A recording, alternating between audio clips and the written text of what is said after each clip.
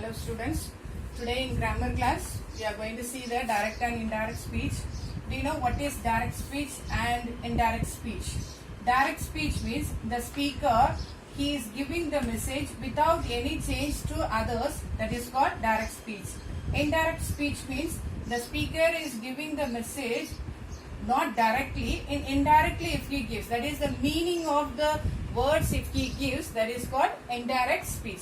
Mostly if you see that we use the direct speech, okay, but for writing mostly we will be using indirect speech, that we will show our English standard. Okay, so what is important here, direct and indirect speech?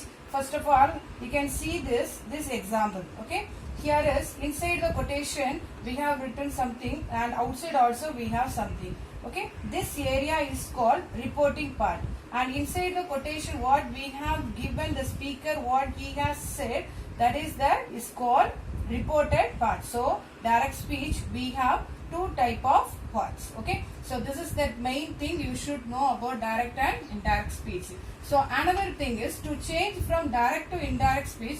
What is important here, we need the sentences. So what are the types of sentences? You know, we have four types of sentences. The first one is statement, second interrogative, then imperative and exclamatory. So we are speaking these type of sentences. These are the ways we are speaking here. Okay, now what is the first main thing you should know? Inside the quotation, if we given statement, okay, how do you find out statement? It starts with subject, and ends with full stop, through that we can guess the sentence belongs to statement. So when the statement you see in the quotation, you are connecting a word is that. Okay, we should not forget what is the connecting word, you have to use that. And if the sentence inside the quotation, if it given interrogative, so already I have taught you what are the types of interrogative. We have double-height question and yes or no questions. There are two types of that. Okay, but each type we have different connecting word. Double-height question, if it given inside the quotation, your connecting word will be the same double-height word. What word is given, the same double-height word is the connecting word. And if there is a yes or no question, your connecting word should be if or whether. So whether spelling, we should not commit here at W-H-E-T-H-E-R. Okay, yes or no, how we are saying yes or no, the same way the connecting word will be if or whether. Okay, through that we can remember it. And what is that imperative sentence? Already I taught what is imperative sentence. How do you find out? It starts with main verb. There will not be no subject. Okay, there will be no subject. It starts with main verb. Okay, no subject. It is like a command order. Okay, or request pattern. So if it comes imperative sentence, that connecting word should be true. Suppose the question word, if there is don't given, means your connection word to be, your connecting word should be not to. Okay, remember it, to or not to. This is the connecting word of imperative.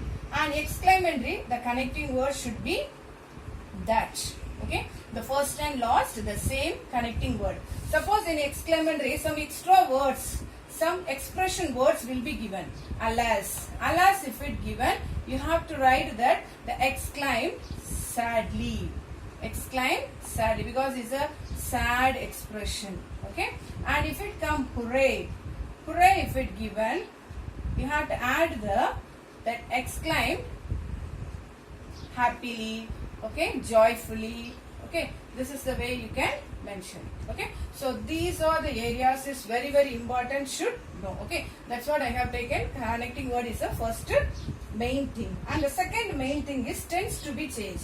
Okay, as I told, this is the reporting part, this is reported part, and what is the answer, you have to bring it in interrogative. So when the statement is given, inside that, here is outside present tense given, and inside also present way if it given, your answer also should be present tense. And outside if it given the sentence in past tense, the verb if it past tense, here present tense means your answer should be past tense. Both place also if it past tense, your answer should be had plus past participle. Okay, this is very important. Unless you know this, you cannot change from direct to indirect speech. I have given the first example. Present, isn't it? So here says, what tense is this? present tense. Is also present tense. So how do you bring the answer now? The same present tense. And you remember it. What sentence is this? Is it? This is a statement. So the connecting word should be that. Now let me write the answer. She says that she is cooking. Okay, no changes. Because both area we have the same present tense. So we should not change that. Okay. So this is the way we should know to write. The second part, past present. Okay. I'll give the one example for past present. Okay. He said, I'm unwell. Okay, unwell means not well. Okay, how do you bring that? He said that. This is the past tense, this is present tense. So the connecting word that. So how do you change? What tense you have to take it? Past tense. That. Who is that I? It represents he. So he was unwell. Okay, and past tense is was. Okay, the same if we go for the third pattern, both past tense. He said, I went to Chennai yesterday. And remember that some of the words we will be changing. For example, now means then, yesterday means what do you change? The previous day. Okay, I hope you have studied in 9th standard. He said that. Who is that I? He. Okay, now you see here both past. Okay, you have to go for had plus past participle. What is that? He had gone. Okay, go, went, gone. So past participle that gone. He had gone to Chennai the previous day. Okay, now I have given the example, but still I have to give some of the exercise to you in the next video. Okay, thank you.